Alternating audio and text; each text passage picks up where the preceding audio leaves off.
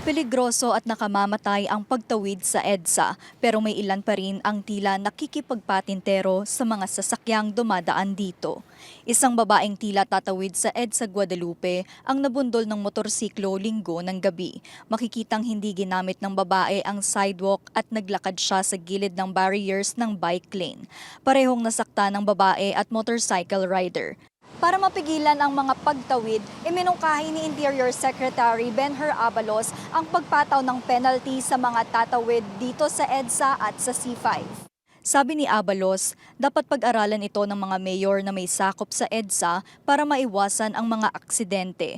Maganda naman ang naging pagtanggap ng Metropolitan Manila Development Authority o MMDA dito.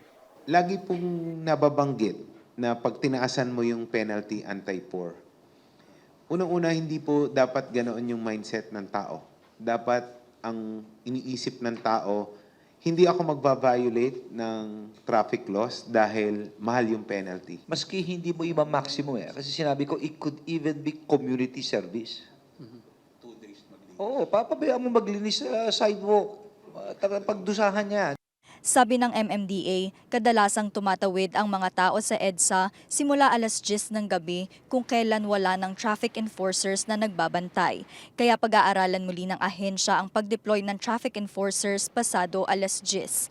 Pabor ang ilang individual sa rekomendasyon ni Abalos na magpataw ng kaukulang parusa. Okay naman yun kasi syempre, yun nga, bawal nga. Then para matuto din yung mga tao na sumunod. Kaligtasan na rin kasi safety ng ibang safety na rin natin.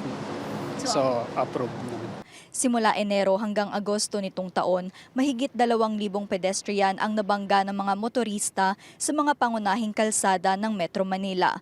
Walang impormasyon kung jaywalkers ang ilan dito. Nananawagan muli ang MMDA sa publiko na gamitin ang mga tulay at sidewalks para maiwasan ang aksidente. Deniza Fernandez, CNN Philippines.